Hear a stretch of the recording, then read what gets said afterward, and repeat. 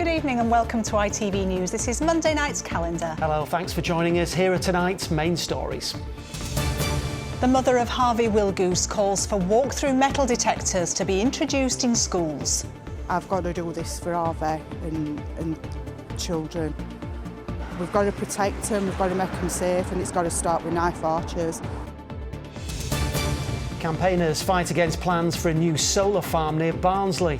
This is a cheap option in an area of deprivation to take away green space that has been reclaimed from mining and the only significant green space that Grimethorpe and Cudworth have to walk around.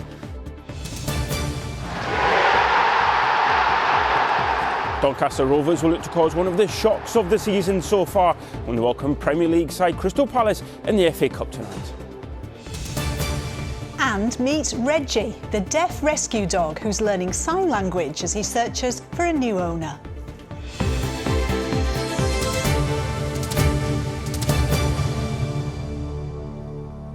First tonight, the mother of 15-year-old Harvey Wilgoose, who was stabbed to death in his school in Sheffield a week ago, has called for walk-through metal detectors in every secondary school in the country.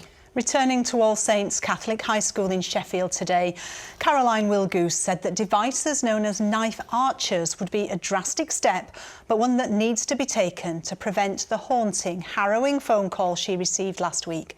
Helen Steele reports. It's a week since Caroline Wilgoose lost her son Harvey. Today, surrounded by her family, she gathered her strength outside the school where he was fatally stabbed. Then at 12:17, the exact time police were called to All Saints Catholic High, she led a silence in his honour. It's haunting, it's harrowing, there's no words for it, and I know that everybody, even people that don't know us, are hurting. His family describes Harvey as fun-loving and a friend to everyone. A 15-year-old boy has been charged with murder. Caroline now wants this school and every school across the country to introduce metal detectors known as knife arches. Students would walk through them and any metal they're carrying would set off an alarm. I guess your response for someone who says that's quite drastic would be, you haven't been through what I've been through. Yeah, you have been through. I ain't even started yet. I'm living on autopilot. I've got to do this for Harvey and children.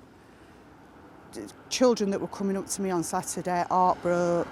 We've got to protect them, we've got to make them safe, and it's got to start with knife archers. On Saturday, thousands marched from the town hall to Bramall Lane, where the teenager spent many a weekend supporting Sheffield United. I feel like he's still with me. On Saturday, I didn't cry once, and I just feel really strong. But I know that there's going to come to a time where I'm not. Harvey's sister Sophie is a secondary school teacher. I'm not shocked that it's happened, but you never expect it to happen to you.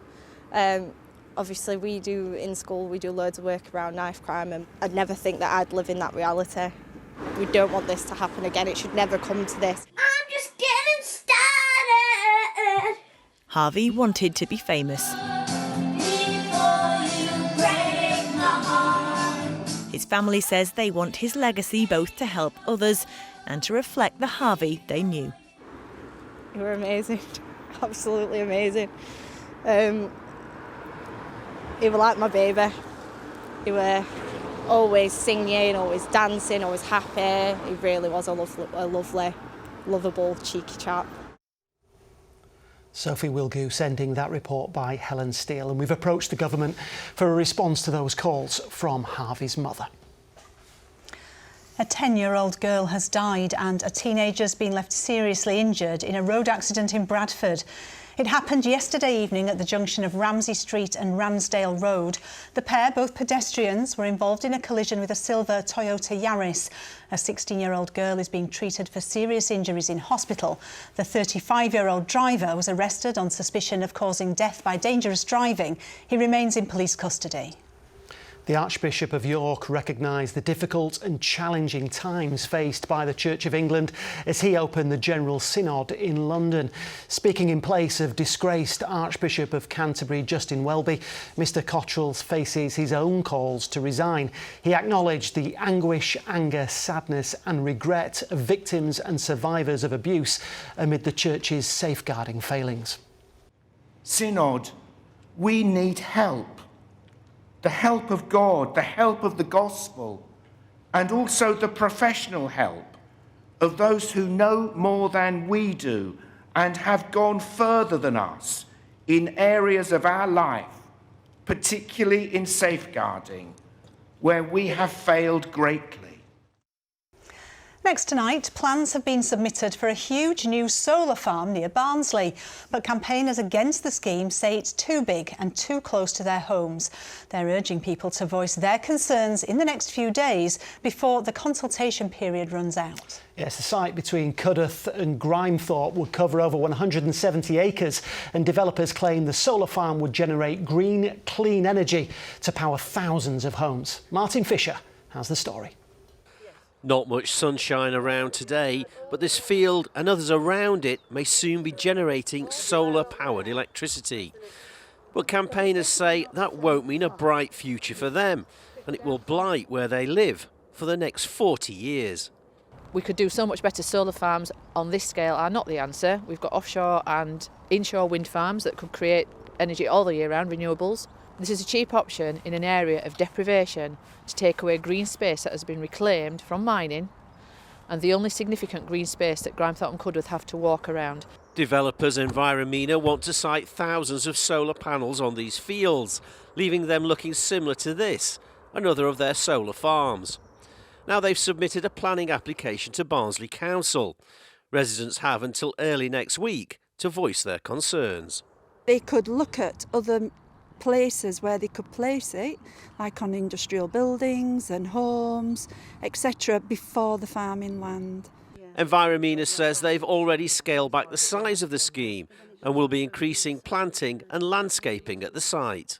It will offset over 15,000 tonnes of CO2, and it will increase the biodiversity net gain of the site by over 175%. We really want to dispel any of the myths around how these things get built and how the funding is allocated. Now this solar farm is going to be big, in the region of around 130 or 140 football pitch size. But the people surrounding this area who are against the plans say this area, a former mining area, has already done its bit for power generation. I think it has, but if you look over there are the 3 wind turbines that are already there. There's pylons running through the land, so we're already transporting electricity from one place to another as well. I think that's more than enough for us. So green power or a blighted future for these South Yorkshire fields as the hunt for new sources of clean energy goes on. Martin Fisher, ITV News. Now do stay with us, still to come on the programme this evening. Slam dunk, the Bradford basketball players flying the flag for a slimmed down version of the sport. And come rain or shine or cloud and wind, I'll have your full forecast for the rest of the week. Now, drivers visiting 5 council-run parks in Leeds will have to pay for parking from today. Charges have been brought in to help the authority find more than £100 million in savings. It affects Golden Acre, Otley Shevin, Roundy, Temple Newsome and the urban bike park site at Middleton. The council says the fees will help pay for maintenance and improve facilities. Lots of you have been getting in touch about the new parking charges. Malcolm Jagger says, I think it's disappointing. What will become of the cafes and ice cream vans, etc., who are trying to make a living at such parks? If the council can't balance the books, then someone else who can should be put in charge. Yes, Julie Phoenix, who uses Golden Acre Park and Roundy Park several times a week, says, I feel that the new charges at the parks in Leeds are both fair and reasonable. The charges are for parking their cars, access to the parks, and all they offer is still free. Sharon Moriarty says, I was shocked to see the parking meters at Goldenacre Park and Otley Shevin. We've been visiting these areas for over 25 years. It's a disgrace to charge for visiting these beauty spots. Daniel Martell says Leeds parks previously being free will surprise people everywhere. Can't believe the outcry. Would they prefer council tax increases? Nothing is free these days, he says. That's very true, isn't it? And if you've got a view on this or any of the stories in tonight's programme, then please do drop us a line like our viewers there did. Our email is calendar@itv.com and we look forward to hearing from you. We do. OK, next tonight, clinics across our region are backing a government drive to end new cases of HIV by 2030. In a week-long campaign which launches today, people are being urged to take a test as part of ongoing efforts to cut transmission of the virus. More than 3/4 of people aren't aware you can use a device similar to the ones we all used in the pandemic to test for the virus at home, and thousands of people are living with undetected HIV, as Chris Conway reports. A moment of history in the fight against HIV. Sir Keir Starmer today becoming the first serving Prime Minister to test on camera, in the hope of convincing others to do the same. Across Yorkshire, clinics stand ready to help people discover their status. Tom from Yorkshire Mesmac says HIV tests are quick and easy to do. In the past, people would have to perhaps wait 3 or 4 weeks before they got the test. There was an hour counselling beforehand and an hour counselling afterwards. Nowadays, it's a really quick test. It takes about 15 minutes and you get your result straight away. Figures suggest there are just under 114,000 people living with HIV in the UK. In 2019, government set a target to end all new cases by 2030. But with just over 5,000 people unaware they are HIV positive, it could mean that target is missed. Testing is the key to meeting the 2030 target. Everything starts with a test. If we were to do this, not only would we be the first country to stop the onward transmission of HIV, we'd be the first to stop the onward transmission of any virus without a vaccine, without a cure. The Terence Higgins Trust says free at-home rapid tests will be key. It's just got a few little bits in it, crucially 3 little bottles. In here is our little device, and this is where the testing happens. You just need 1 drop of blood, and it goes into, helpfully, the blood goes in the red one. You pour it onto the test, and when that's seeped away, you can add in the next solution. And once that's seeped away, you add in the clear solution, and that finishes the process of the test. If it doesn't have a second dot up here, which it looks like it's not, that means that is a confirmed negative. Jonathan Blake understands better than most how crucial early detection can be. He was one of the first people to be diagnosed HIV positive more than 4 decades ago. They told me, you have a virus, it had no name, you have between 3 and 9 months to live. It was horrendous. Now we have effective medication, and the most important thing that anyone can do is be brave and go and get tested. The government is set to unveil a new HIV action plan in the coming months. Testing will form a key part of a strategy many hope can help end new transmissions of the virus by 2030. Chris Conway, ITV News. OK, time for some sport now, and all eyes on Doncaster tonight.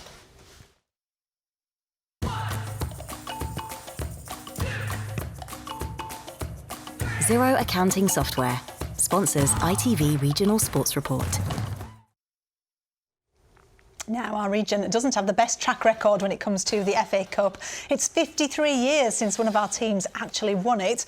But to have just one team left in the competition by the 10th of February is probably plumbing new depths. Yeah, that's pretty bad even by our standard, isn't it? But it means our last hope is Doncaster Rovers, and tonight the League Two side will be aiming to pull off a cup shock when they welcome Crystal Palace to the Eco Power Stadium.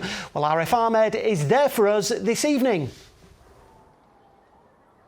Yeah, tough challenge ahead for Doncaster Rovers. Chris, our region's last team standing, will welcome Premier League side Crystal Palace in the 4th round of the FA Cup. To give you an idea of the scale and the challenge for the League 2 side, Palace, they're 59 places and 3 leagues above them in the football pyramid. So on paper, you probably wouldn't give Rovers much of a chance. But on this pitch and in this competition, as we've seen this weekend, anything can happen. And ahead of the game, Doncaster Rovers head coach Grant McCann said that his attacking, free-flowing style of football has got his team this far in the competition. In the last round, they took Championship side Hull City to penalties and beat them, so he sees no reason to change things now.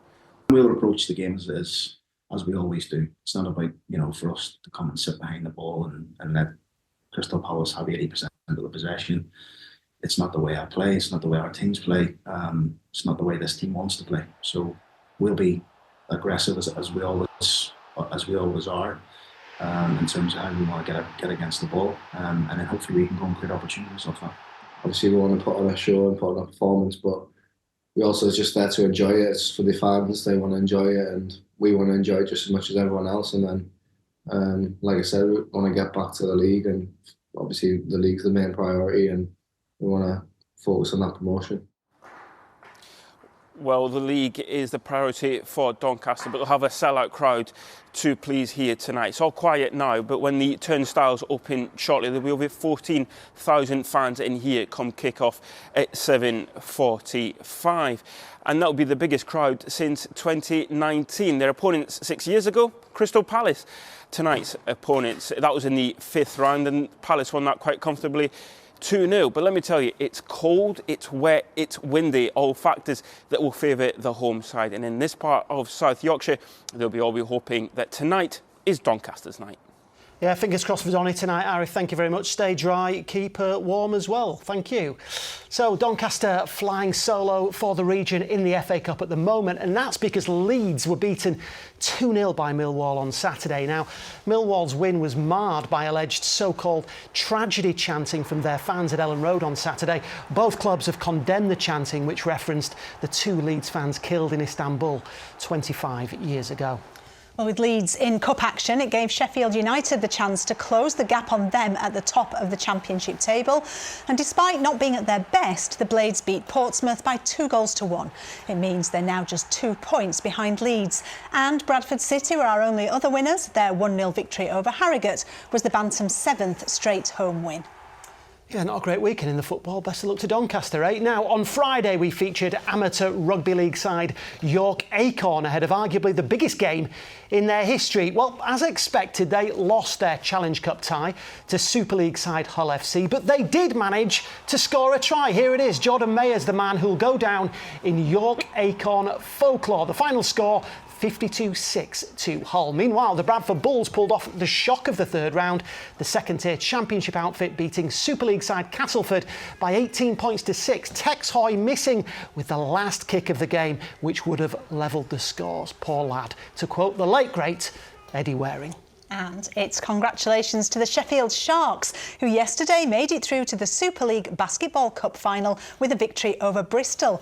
And talking of basketball, well, the latest craze sweeping the nation is 3x3, a slimmed-down version of the sport. Yes, it's the basketball equivalent of five-a-side football, and it's just had a funding boost, which will hopefully increase the chance of a GB team making it all the way to the LA Olympics in 2028. Kevin Ashford reports.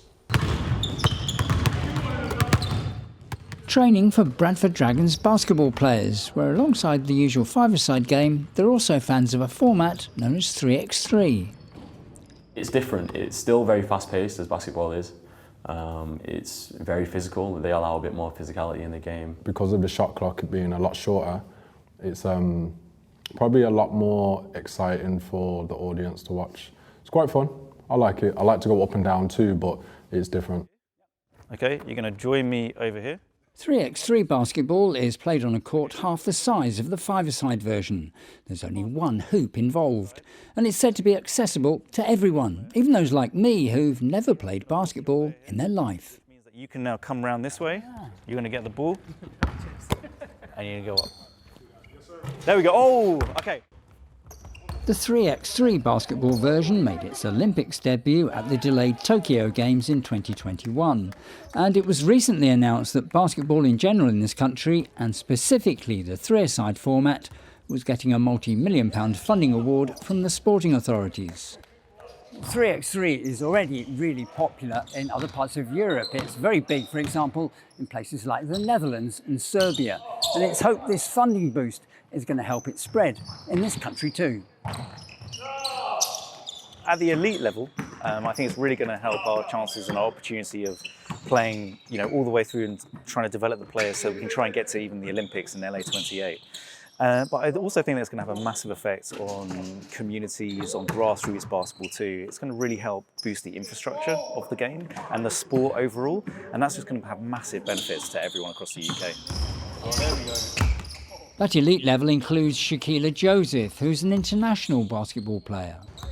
3x3 is like a passion that I have. I would say 3x3 is a lot more fast. The women play with a size 6 in 5-on-5, and the men play with a size 7. But in this game, we use the same ball, which I really like. Because it's easier to play, you can play with the guys, have mixed teams. The funding awards are seen as a vote of confidence in both the 3- and 5-a-side formats of basketball, which is now said to be the UK's second most played team sport after football. Kevin Ashford, ITV News. I used to enjoy a bit of basketball back in my youth. Did you? Well, you've got the height for it, haven't you? Well, knees aren't up to it now. Neither me nor Kerry are quite tall enough for that, are we? Not even in heels, Sal, we can't Never do it. shot a few hoops, Kerry? No, it's not for me. No. Is the weather going to give us a lift anytime soon? Also not for me, the weather this week. It's rubbish out there today, really cloudy, cold. It's like those temperatures when they're just struggling above freezing, so feeling cold. And if you've been on higher ground today, certainly Transpennine, it has been a little bit wintry as well. This was from the weekend. It was Steampunk Weekend at Whitby. June sends in a lot of photographs. This is her other half, Gary, but we still don't know what he looks like. But yeah, I mean, I don't think the weather probably spoiled any of the celebrations in Whitby over the weekend, but this was this afternoon, right over the tops of the Pennines. Pennine Way there, if you can see it. So a lot of low cloud, just above freezing the temperatures, and yes, it's been cold enough for any snow showers. I am but the messenger. That's the disclaimer. I don't make the weather. I just talk about what we think is going to happen. And lots of people asking about snow. This was this time 4 years ago, so the 10th of February in 2021. We definitely had more snow then. A big thank you to Les for this one. I've just grabbed them from the archives, and this was in East Yorkshire as well on the same day. Some blue sky there in the background, but definitely a few more than a centimetre. But it's no beast from the east. This was 2018. We were shoulder height with the blizzards way back in 2018 with the beast from the east. Not that at the moment. I'll show you what's happening. We've got high pressure to the northeast over Scandinavia, low pressure to the southeast, and it's basically just giving us that easterly feed. And anything coming from the east at this time of the year over the North Sea is going to give quite a lot of low cloud. As we head through this week, a bit of a question mark from Friday onwards, to be honest, into the weekend. And it's basically a battleground between the high winning in the east and the low winning in the west. But between now and then, most of the weather systems are just going to stay at bay. So what we've got to put up with between now and then is just snowdrops and dog walks. This is Leo.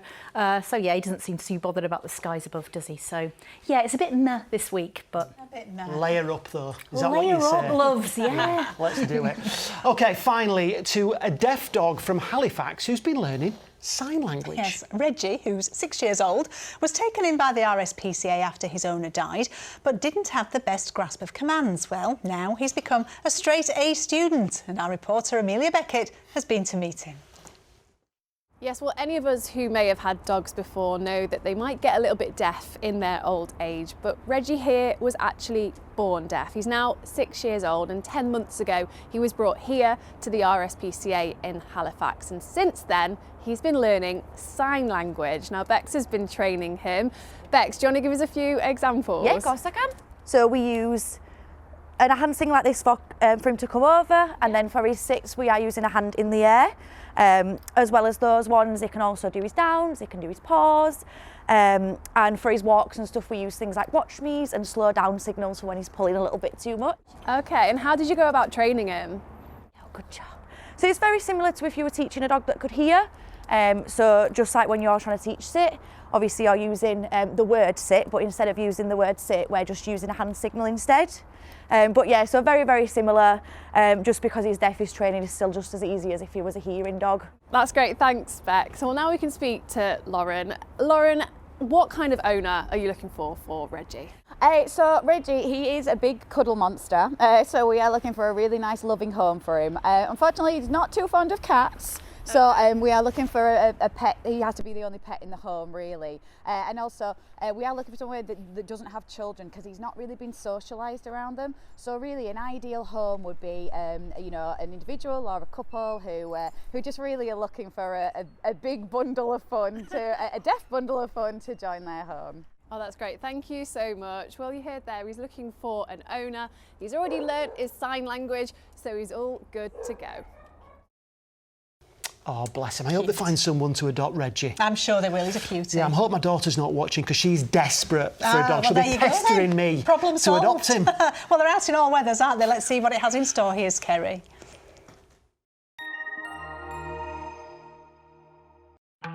Today's forecast: seafood and sugar cube towns. TUI sponsors ITV Yorkshire Weather. Hello again, yes. Just small changes over the next few days to the overall story of it being pretty cloudy and damp, misty and murky in places. That cold easterly wind, although it will ease off a little bit over the next few days, and anything wet falling wintry over the hills. It's definitely on the chilly side of average. So this was the story during daylight hours today. A lot of cloud and rain and moisture feeding in off the North Sea, and as it hit the Pennines, yes, falling as snow. A few centimetres more expected right over the tops overnight tonight. It does become more showery, but it's cloudy and wet and cold for most of us, with temperatures hovering just above freezing by a couple of degrees and some low cloud hugging the hills as well. So sunshine definitely at a premium as we head into tomorrow. 7:35 and 5:07 are your sun times. A cloudy and a damp and blustery start to the day. The winds are a little lighter compared to today, but we've still got that wind chill, particularly out towards the coast and over the tops, where again it will be cold, a little bit wintry with a lot of low cloud. But overall tomorrow is drier than today, but temperatures are going to struggle to get much higher than 5 Celsius. As we head into tomorrow night and indeed into Wednesday, again cloudy and showery, but there's a glimmer of brightness perhaps in the south of our patch, down towards parts of North East Derbyshire and South Yorkshire, perhaps glimmers of brightness, and that's the story over the next few days. Mostly dry, although there is a risk of some showers. If you're lucky, 1 or 2 brighter spells. The winds are light and temperatures on the chilly side by day and by night. TUI sponsors ITV Yorkshire Weather.